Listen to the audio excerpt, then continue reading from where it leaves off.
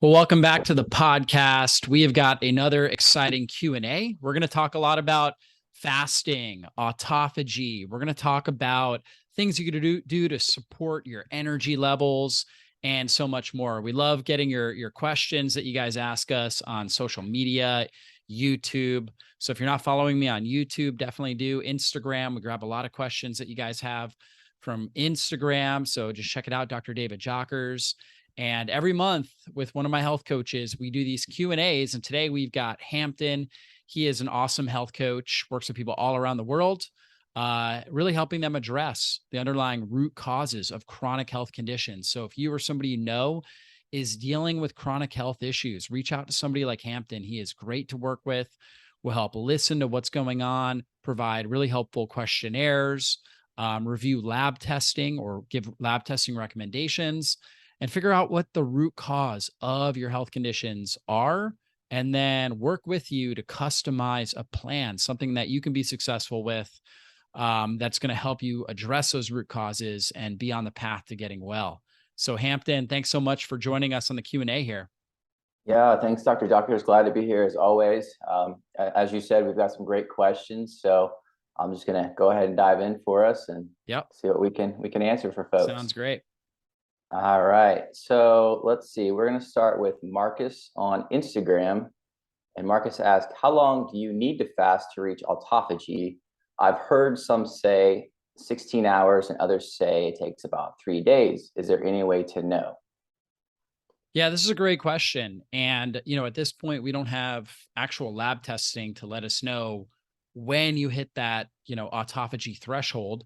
Autophagy is happening at some level on a regular basis, but, to get a significant amount, there is a certain threshold that you hit. And it really depends when it comes to like the amount of hours fasting. That's going to really depend on your metabolic flexibility. That means your ability to switch from burning sugar as a fuel source into burning fat as a fuel source.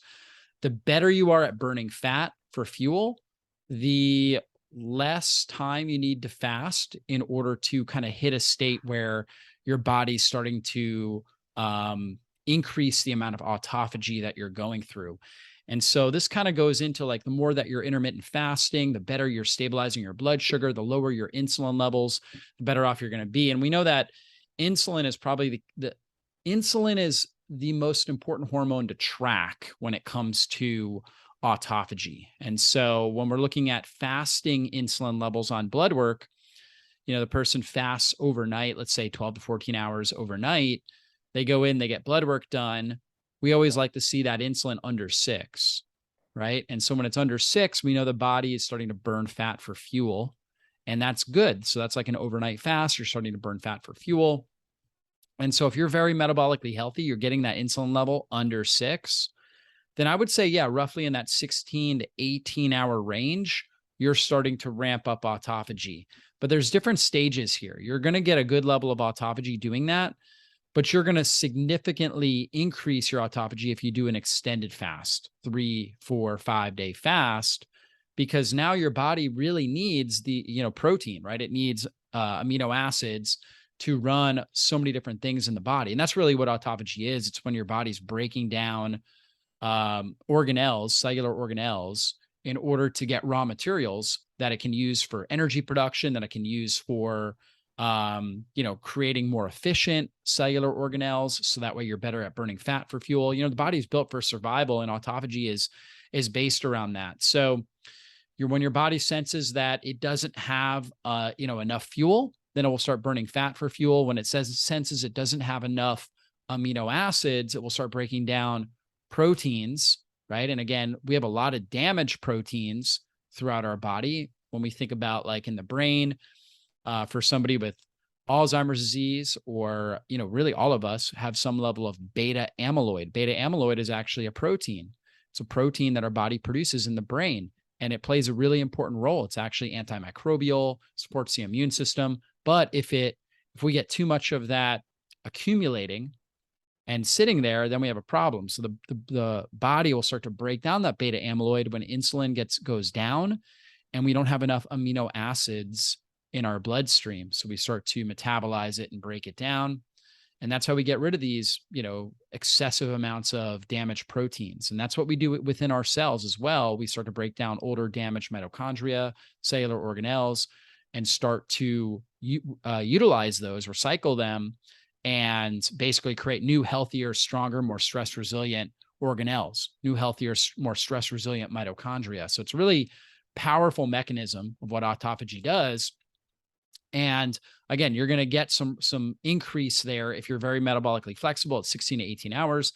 If you're not, if you're overweight, if you have high fasting blood sugar and insulin, your hemoglobin A1C is high, if we're seeing those kind of numbers high, then it could take 24 hours, 36 hours, might even take 3 days before you actually crack into getting any level of, significant autophagy. But if you're metabolically flexible, you're going to hit different ranges. And so you're going to start getting that, healthy level of autophagy in a good 16, 18-hour fast. I'll also recommend for people to move it up to like a 20 to 24-hour fast, just to make sure we're dipping in deep into autophagy. And if you're doing that like on a weekly basis, I think that you're getting a lot of accumulated autophagy over time. But if you want to really, do a great reset and ramp up autophagy, you might do a 3 or 5 day fast, let's say every 6 months or every year. A lot of people do that. And that's a great way to get even higher levels of autophagy. What are your Yeah, thoughts on that? well said. I think that's great. Yeah, I agree with all of that. I think you're nailing it with, metabolic flexibility. I mean, and this person, Marcus, is asking, like, has there any way to know? And I think since we don't have clinical, this is the one test that shows when autophagy stops and starts, because that's not how the body works. Really, it's not on a light switch off and on. It's always, as you did say, on a continuum. But I think metabolic flexibility is so key here, because the more, adapted you get, the shorter amount of time you need for your body to ramp up levels of autophagy and, getting rid of senescent cells and repair and recycling. So I think that's great. And I totally agree. I think to be on the safe side, if you have at least a little bit of some fasting on your belt, 18 to 24 hours minimum once a week is a good way to, make sure you're getting in a little bit higher levels of autophagy. And then, yes, continuing in your, whatever your schedule is, 3-day, 5-day, once a quarter or something could be great. A couple, a little bit more crude measures. I know you mentioned insulin is the number one hormone to check if you can do that. But you could also, if you are testing for ketones, like Keto Mojo, I mean, that's not going to tell you if you're in autophagy, but it is going to tell you if you're metabolically shifted into creating ketones, which is going to stop a lot of glycolysis. And that's going to really tell you, hey, your system is able to start to maybe move towards producing ketones and allowing your, the mitochondria and the cells to start to repair and move more into an autophagy state. So that's something. And then blood sugar. I mean, if all you can do is check your blood sugar, I know that's not really ideal, but I'd say, if you're between 50 and 70 milliliters per deciliter, roughly. But if you're feeling good, if you're feeling mentally clear, you have good energy, good mood, and your blood sugar is in that low range, then that's generally an indicator that you're probably getting a little bit into some autophagy and more fat burning state. So those are my thoughts on it. I think you covered really well in depth. So Yeah, no, question. I think that's important though. I want to reiterate too. Okay. Also, yeah, testing ketones I think is great. So, if you're fasting and your ketones are getting up over 1, 2, right? Somewhere in that range, Yeah. 1.0 to 2 or higher. Okay. And you've been fasting for, let's say 16, 18 hours, then more than likely you are in autophagy, especially if you don't notice cravings. Like if your blood sugar is dysregulated, you'll notice that you have more cravings, you have low energy, you have perhaps irritability. So anxiety can be another issue, nausea. These are conditions that are associated with hypoglycemia, where you have blood sugar dysregulation. But if you're fasting 16, 18 hours, you feel great. You don't have cravings. You feel very, very mentally stable. If you test your blood ketones, they're in that kind of 1 to 2 range. That's a sign that your body is breaking down fat effectively for fuel. And if you haven't had any sort of amino acids, right, because you're doing this fast, you should also be breaking down proteins and amino acids and going through that autophagy process. And I'm a huge advocate of having like a weekly ritual where you're doing a 16 to 18-hour fast, let's say at least 3 days a week, and then 1 day a week, you're doing that longer fast, 20 to 24 hours. I think if you do that over time, you're going to get great autophagy and self-healing benefits. For those Hmm. people that maybe have an autoimmune condition, maybe a history of cancer, maybe they are, struggling to kind of lose the extra weight that they have, an extra 10 pounds or so, then doing a more extended fast, let's say a 3 to 5 day fast, even every quarter, possibly, right? Every 3 months or so, added in with kind of a regular intermittent fasting schedule, I think is really healthy, and can be a great way to downregulate inflammation, drive up more cellular healing, and get even better benefits. Yeah, absolutely. All right, well, we're going to keep going on the fasting piece here because Genevieve from YouTube asked, for my study of food combining the natural hygiene, I learned that fruit's the best way to break a fast. I've done this for many years, but now I'm hearing that I should be breaking a fast with protein.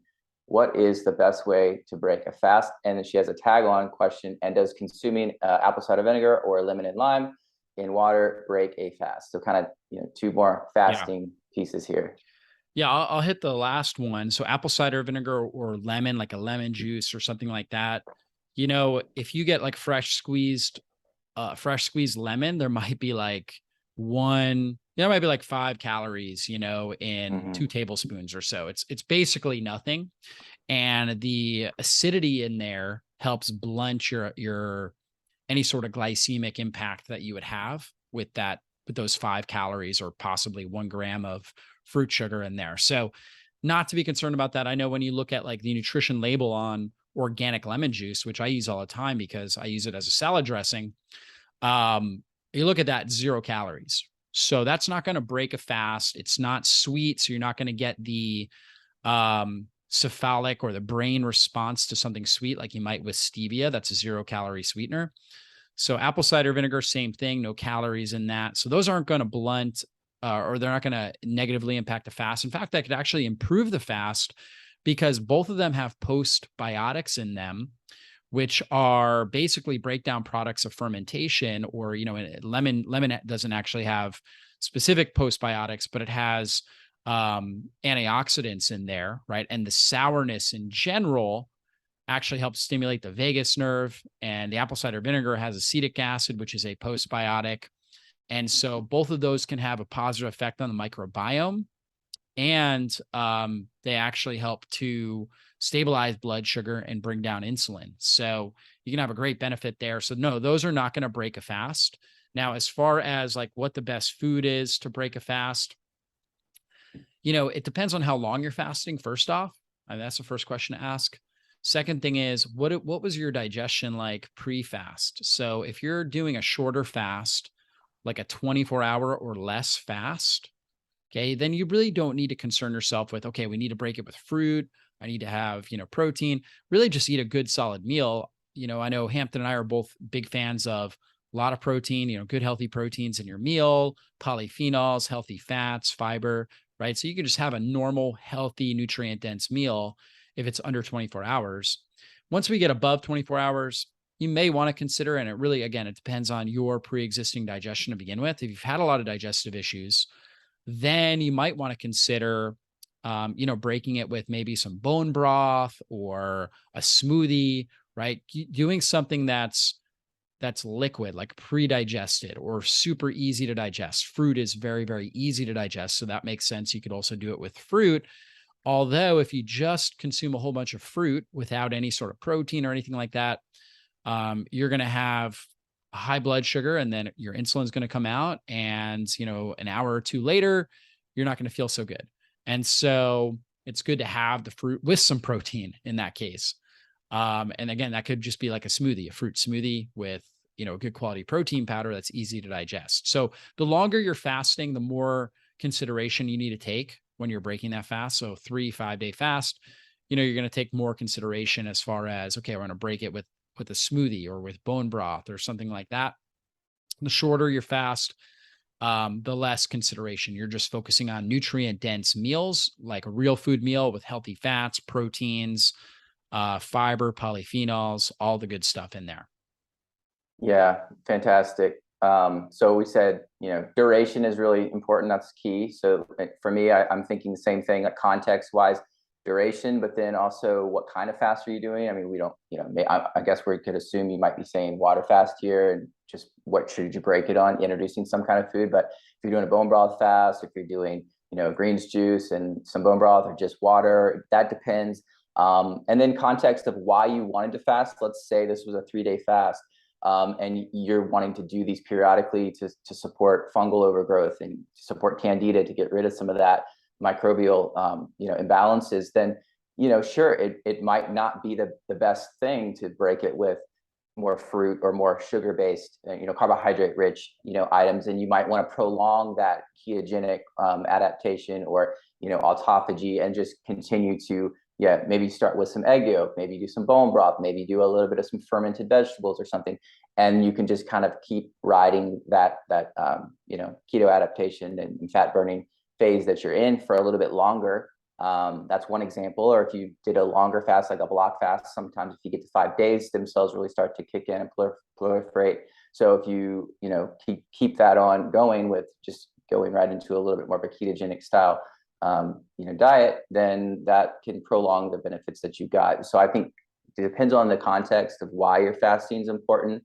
So that those are some things you can think about. And then I love apple cider vinegar, lemon water, and I think those are tools. Again, I try to stress it's not an all or nothing thing, and it's not a light switch, like you're in autophagy or you're not. And I really like to just ask clients, really, hey, are you, like we said earlier, are you feeling good while you're fasting? If you're just doing water, do you have energy? Do you have some mental clarity? Is your mood decent?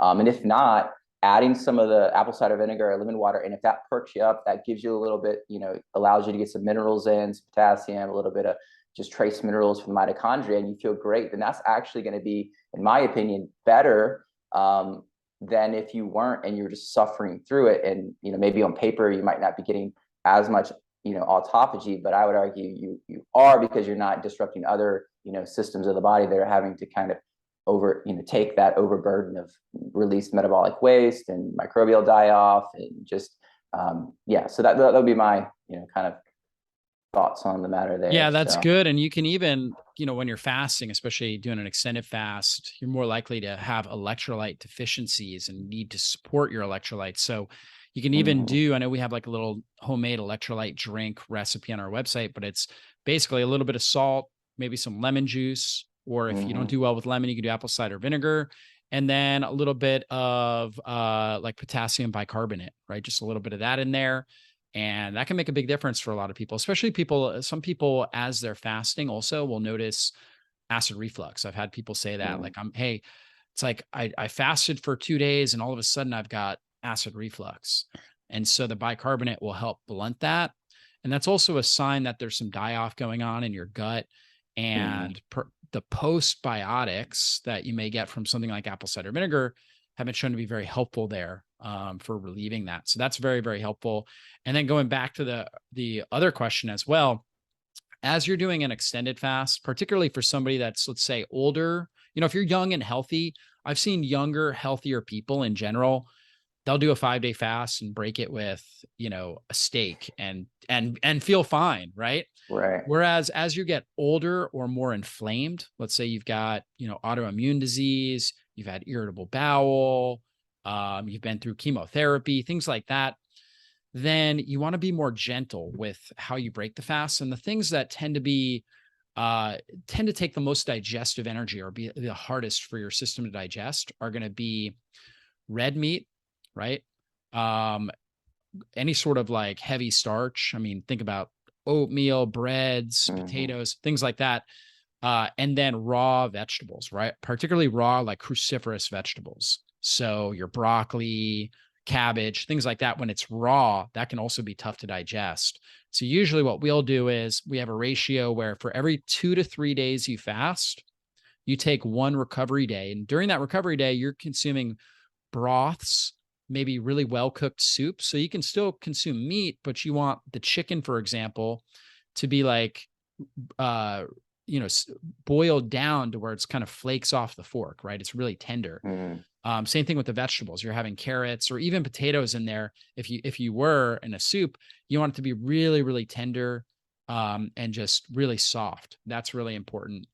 Fermented vegetables, like you talked about, fruit, things like that are all great. Smoothies, protein smoothies, all fantastic. But basically, you're just staying away from, like a big steak, bread, things like that, baked potato, and raw cruciferous vegetables. So if you stay off of those, that's probably going to give you the best bet, and go with those more gentler, easier to digest foods for a day or two. Let's say you do a 5-day fast. Let's say then you maybe 2 recovery days, and kind of you finish your second recovery day, and you add in, a little bit of red meat, right? And see how your body does and how it responds with that. Yeah, absolutely. And one thing, I guess, if Genevieve, if you are someone that says, well, I still want to break my, fast with fruit, I can't, if maybe we emphasize this, but just low sugar fruits, more water-based fruits, more Yeah. berries, the polyphenols, feed the bacteria. And yeah, not like, Dr. Jockers just said, high starch, like bananas and, mangoes, and just, piling on that. So that would be my 2 cents there. Okay, Yeah. let's jump on to the next question. Mary on Instagram, switching gears here. She asked, I've been having a tough time waking up and feeling fatigued throughout the day. I eat healthy, try to exercise every day, and I feel like I sleep well. I take a good multivitamin, but am I missing any nutrients? So she's feeling fatigued throughout the day. She's taking a Yeah. multivitamin. She feels like she's sleeping well and eating well. Some of the key nutrients that I think about when I think about fatigue, and there's a lot of different factors that could be contributing to her fatigue. That's the first thing that I would say. Certainly, nutrient deficiencies are one of those things, and we will discuss that. But you also have to consider perhaps you're sleeping in a home with mold, right? That's a common contributor to fatigue. Maybe you're not getting enough sunlight throughout the day, right? You're not getting out in the sun. Maybe you're staying inside. Maybe your air quality is just not good in general. Maybe you've got new furniture and they're off gassing formaldehyde and you're breathing that in. So these are all, too much toxicity, or perhaps you've got, infections, parasites, bacterial infections in your gut, dysbiosis in your gut, H. pylori. So all of those can be major contributors to fatigue. So we always have to think about toxins. We have to think about infections and what your exposure may be to that. If you're sleeping well, that's great. So that if you feel like you're sleeping really well, it's telling us most likely circadian rhythm disruption is not the major contributor here. Otherwise, you may have a lot of trouble sleeping or just not feel like you're getting enough sleep. You're waking up, you're restless throughout the night. Those would be classic signs of what you'd be telling us if you had circadian rhythm disruption.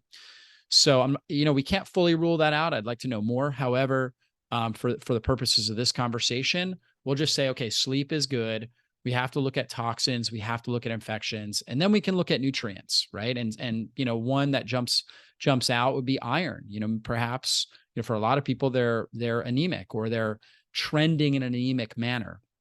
And that may be because, anytime somebody has anemia, we always think, okay, are they losing too much blood? For example, are they menstruating, or have they had some sort of major trauma where they bled a lot, or did they have surgery recently or something like that?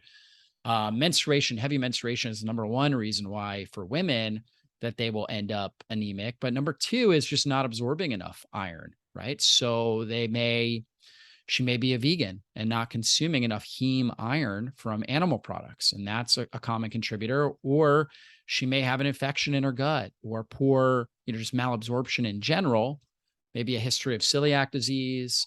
And therefore, she's not able to chelate and absorb that iron effectively that perhaps is coming in her diet. So those would be the things that we need to address. So iron is a major contributor. I know, Hampton, you're probably thinking of some other nutrients that play in here as well. Yeah. Oh gosh, we could talk forever. This is a big question here, and we don't have specific We'll take our context. time. Yeah, we'll take our So time. yeah, we'll go for it. So nutrient wise, what pops in my mind first, I mean, she's taken a multi. We don't know what's in that or quality, but I could just assess. Generally, there's a good B complex in a multi. Hopefully it's a decent one. So we probably have B's covered in the sense, but I think of magnesium. That's never going to be enough in a multivitamin. Specifically for energy, you could consider CoQ10, PQQ, carnitine. Those are great, nutrients for the mitochondria inside that Krebs cycle electron transport chain. So those are some nutrients if she's experiencing fatigue that could maybe help, but those are helpful, absolutely, but only as good as her digestion is. So, we always talk about stomach acid for protein digestion and mineral absorption, fat soluble vitamins you need, carnitine to help break down fat and get bile moving. So, and then any of, dark bitter herbs, dandelion teas, that would be something that's on my mind. But healthy diet, we don't know what healthy means, because like you mentioned, she could be low iron, anemic, like if she's on a high plant-based or vegan diet. If you're doing full on keto and maybe you're super high in your fats and you're not digesting that well, that could certainly contribute to massive fatigue. Even just after your protein rich meals, if you're feeling a slump, then that's letting us know, hey, stomach acid and some enzymes are likely low. So we'd want to work to support that. So those are some areas, I think. So digestive enzymes, hydrochloric acid potentially. Of course, a good, if you're not eating fermented foods, a good, I'm a fan of a full spectrum, probiotics. So you can get some soil-based, you can get the yeast, Saccharomyces boulardii, and then some lacto and bifido bacteria in there. So those would be some nutrients, some supplements I think could help. But I think diet here is really important to kind of tweak and dial in.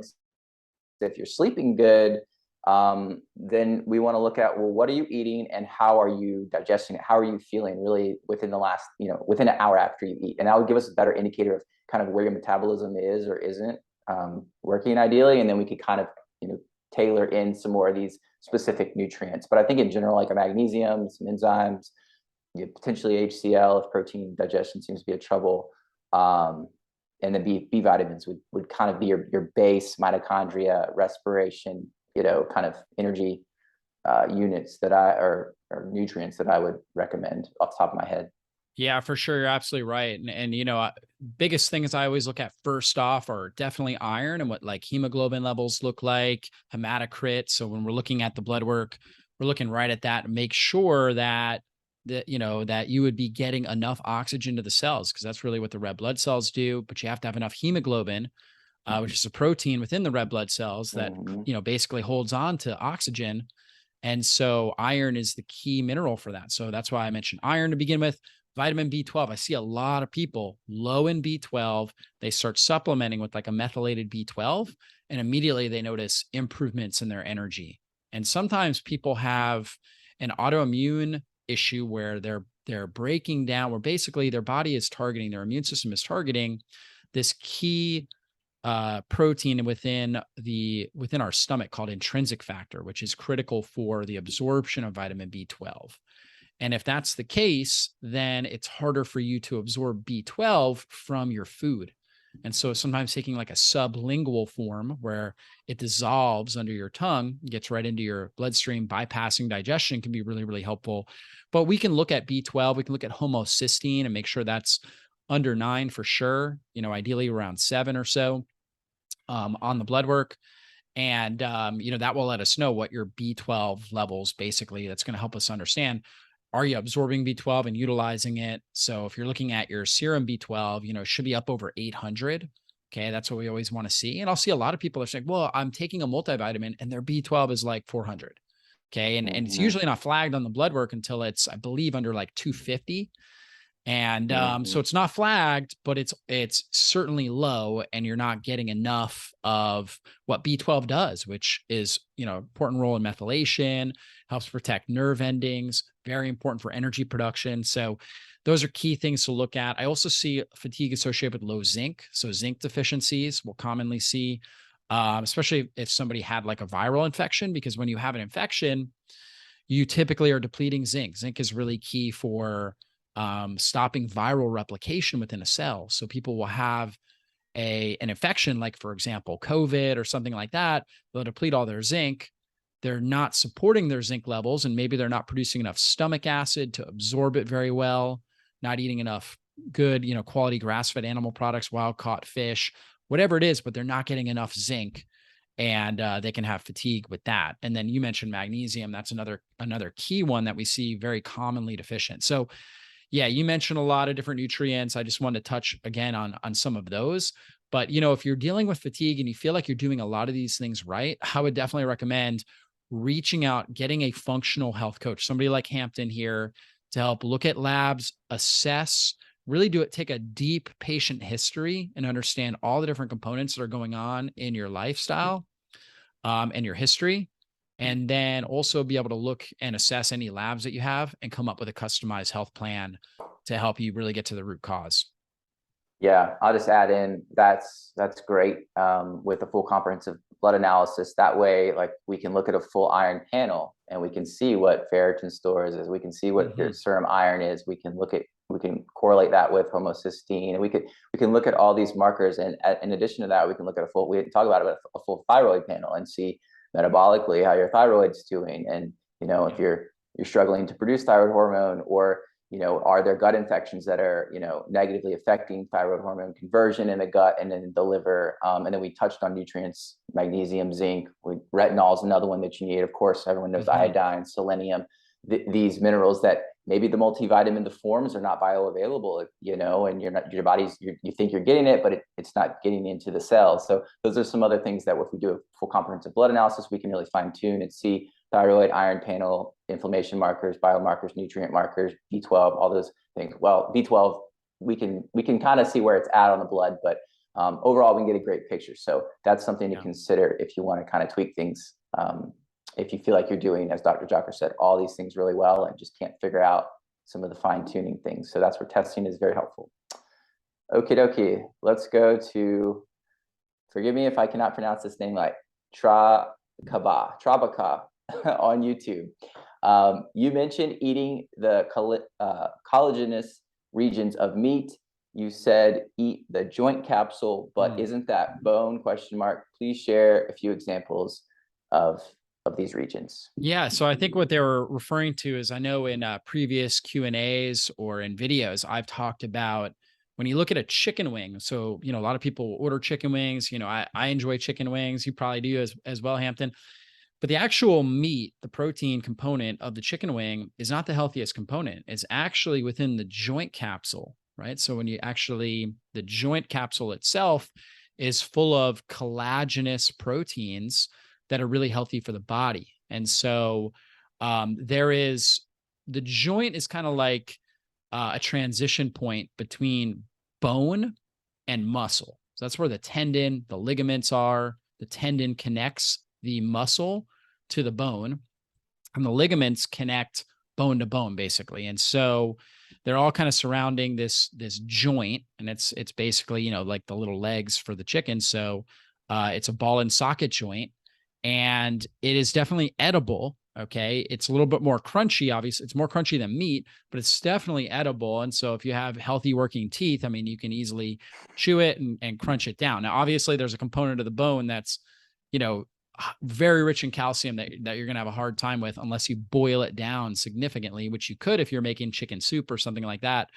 You can actually boil it down. You can actually eat a lot of these, bones that you would think are unedible. In fact, our ancestors, many of them would actually do that. That's how they make the bones and the minerals in the bones and the proteins in the bones edibles. They would boil it down in water, and that's, you can get, you free up all those key nutrients that are in there. However, if you're just eating chicken wings, just take a munch out of the synovial joint, the head of it, and you're going to get a lot of these collagenous proteins. Plus, inside the bone, once you take off the joint capsule, that's where the bone marrow is. So the bone marrow is on the inside of the long bone.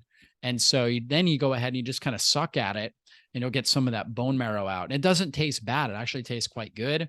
And that's where you get the most nutrients when you're consuming something like chicken wings. There you go. There's the answer.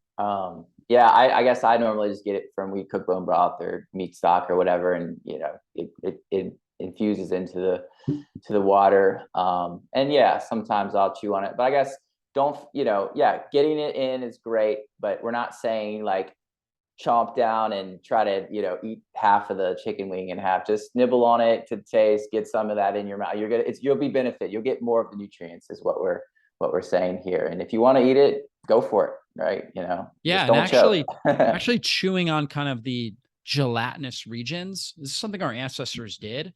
And when like, for example, Weston Price, who is this famed dentist, he Mm, has a Weston Price Foundation. He went and looked at Aboriginal cultures in Africa, and they were eating, the whole animal, for example, and they would eat a lot of this these collagenous regions, and it's harder to chew on tendons and ligaments and joint capsules. They're harder to chew, but actually that made their jaw stronger and more rounded, which was associated with healthier dental health, right? Just better dental health in general. And also better breathing. So you actually, when you're challenging your jaw like that, although it can be uncomfortable, just like exercise, it can be a little uncomfortable, but doing it from time to time, and you might have to start small so you don't get a cramp in your jaw or anything like that. But challenging your jaw muscles, just kind of like exercise, kind of a continual, gradual overload is what the principle we'll use, the principle of overload in exercise, where you're just kind of gradually making yourself more and more uncomfortable. Then your jaw muscles are going to get stronger, your mouth's going to get more rounded, and actually improves your breathing patterns, which reduces your risk of sleep disordered breathing when you're sleeping at night. So sleep apnea and different issues like that. So it's not a bad thing, right? Even if it's a little uncomfortable chewing on it, it's actually beneficial for you. You don't want to choke, you want to make sure you're chewing it as well as you can, but doing a little bit of that and kind of gradually building up to a certain level is actually very, very healthy for your jaw, your breathing, and your sleep quality as well. Man, I gotta do that a little bit more. You're inspiring me here. Yeah, I mean, in America, we're eating, soft, super palatable foods, right? In westernized first world countries, we try to make everything super easy to digest. And there's a time and a place for that. And we just talked about coming off the fast, somebody that Right. maybe has digestive compromise. It's a great thing that we have foods that are very, very easy to break down and digest. But the reality is we either use it or we lose it. And our jaw is actually a very, very powerful muscle. And if we're not using that, we're going to lose that strength, and that can affect other areas of our body and our Yeah. overall health. Yeah, that's cool. And I love Dr. Winston Price. I mean, all the pictures in his books, no matter where they were, in the region on the world, all their teeth were perfect, Yeah. full developed. So Really there's healthy jaw structure. I mean, yes, yeah. teeth, gums, jaw structure, everything. All right, let's see. We keep Last going. We got question. time. Yep. Last Last one. question. Okay. All right. Little voice asks, do you feel tahini is healthy? Should we be concerned about AGEs, advanced glycation end products, if the sesame seeds were roasted before being ground? She asked another question, but we'll see how long we go on this one. And the other one's a little completely different topic. So maybe we'll start Yeah. there. Yeah. So she mentioned AGEs, advanced glycation end products, which can occur when we have elevated blood sugar in our bloodstream that can bind to proteins. We actually measure that, called hemoglobin A1C, which is a measurement of the amount of glycation or browning of the proteins in our body, right? And that's obviously a major issue. Now you can also get AGEs, like heterocyclic amines, for example, which is a common one when you are grilling, right, or roasting, any sort of protein, cooking any sort of protein at a high enough temperature. From the diet, when it comes to heterocyclic amines and AGEs, I definitely try to avoid. Obviously you want to, like, for example, we could talk about tahini, we could talk about meat. You're going to get AGEs when you cook meat as well. But I do think that there's benefit in cooking it. Obviously, it makes it a little easier for your body to chew and break down and get nutrients out of.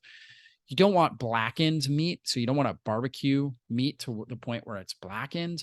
So you do have to be careful with that. When it comes to something like tahini, I'm not a huge fan of tahini. I think doing it in moderation from time to time for somebody that's healthy is fine. However, you are roasting a seed, and seeds in general already have a high composition of polyunsaturated fats. And those polyunsaturated fats, the omega-3s, omega-6s that are in there, in the case of sesame, it's much higher in omega-6.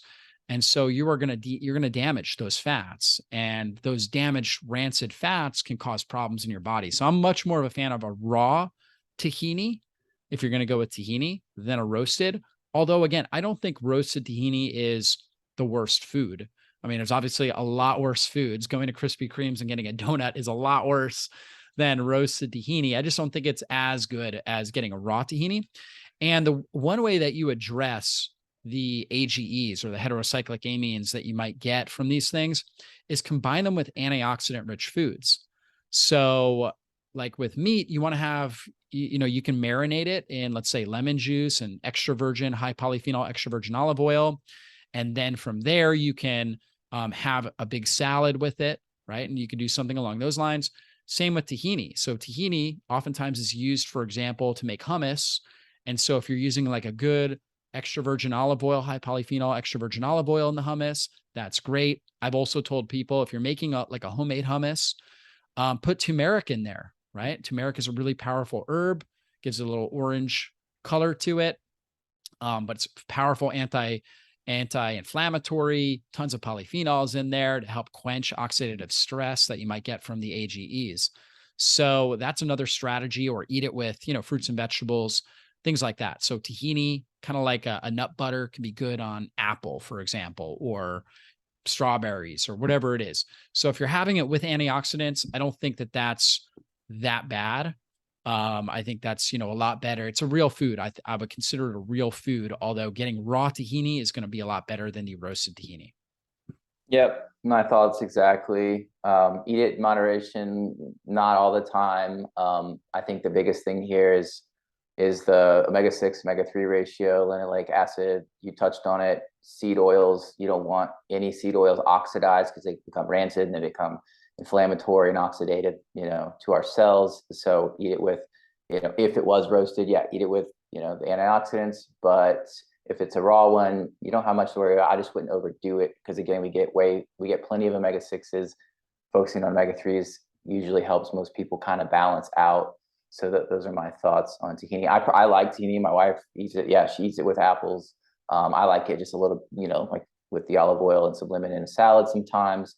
I just don't eat a ton of it. So that's kind of how I go about most seeds in general, or seed, butters, if you will. I guess that's technically what this is. So, okay, she has another question, but I don't know if we have time for it. It might be a deep dive question. So is there another shorter question in there? yeah, sure. Let's pick another shorter one. Okay. Yep. Let's see. J Paulo CX on Instagram asks, I suffer from tremors. What can I do to help this?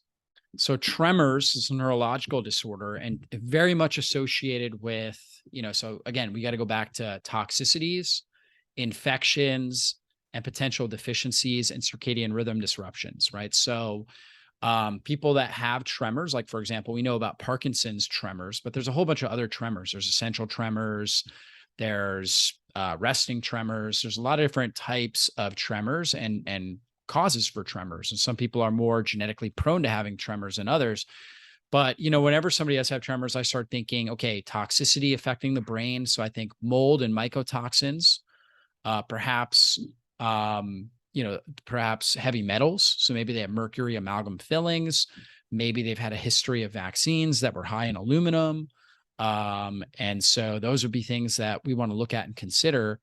And a lot of times just removing the toxic source can play a big role with that.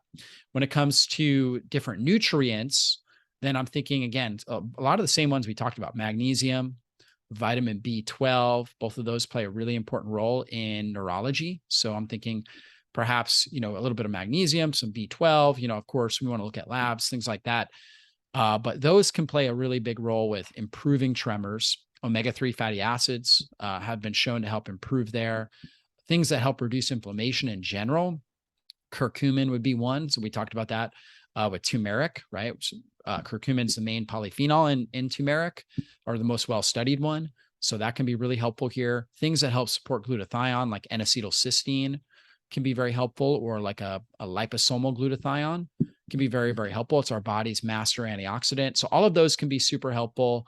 And then we also have to look at infections. Perhaps there's dysbiosis in the gut. Perhaps this person's dealing with a yeast overgrowth or candida overgrowth. Candida releases gliotoxin and acetaldehyde, which is basically like a form of, and that gets up into the brain. That's almost like a form of alcohol poisoning.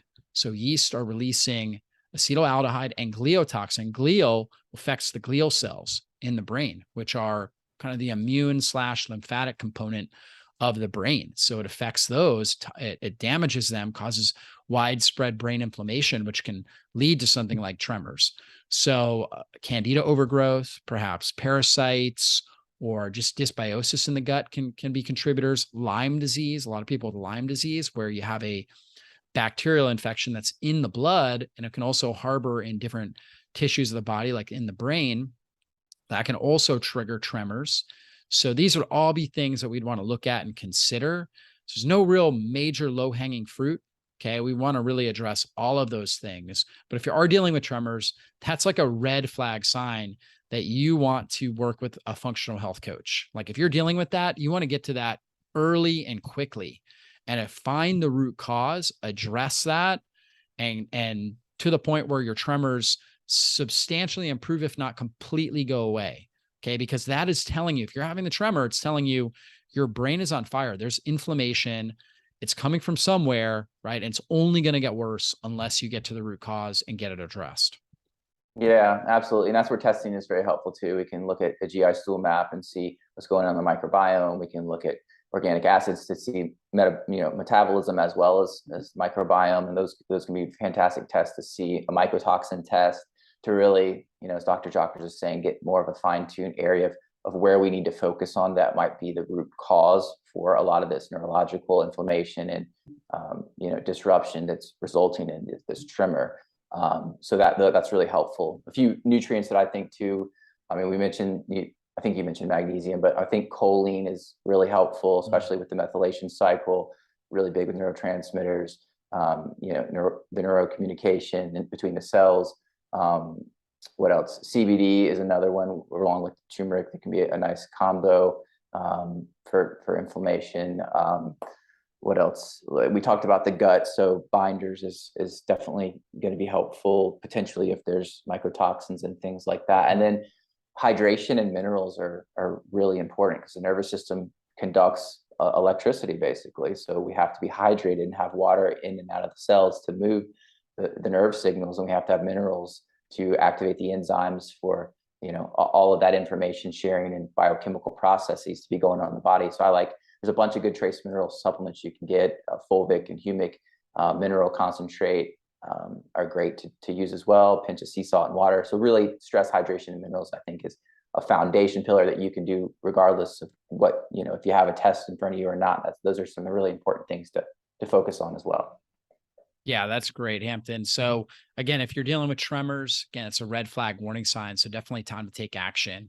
Hopefully you guys enjoyed this Q&A. We went through a lot of key questions, and every month we do this. So if you do have questions, you can post them on Dr. David Jockers YouTube, Instagram, Facebook, or, probably the best way is actually just email us at info@drjockers.com. So that way we'll add your question to the list. And at some point, we only get to like 5 or 6 of these because a lot of these are thorough. We got to give thorough answers to them. But at some point we'll get to your question and address that on one of these Q&As. So thanks so much for doing that. Guys, reach out to Hampton. If you're looking for a great health coach, Hampton@drjockers.com. You can email him any sort of health questions, concerns you have, any interest in his coaching program, and he can fill you in and give you more details on that. So thanks for joining us today, Hampton. Everybody, if you haven't left us a 5-star review, please do that now. Just go to Apple iTunes, scroll to the bottom, leave us a 5-star review. That helps us reach more people and impact more lives. Thanks so much. Thank you for being a part of this community, and we'll see you guys on the next podcast. Be blessed.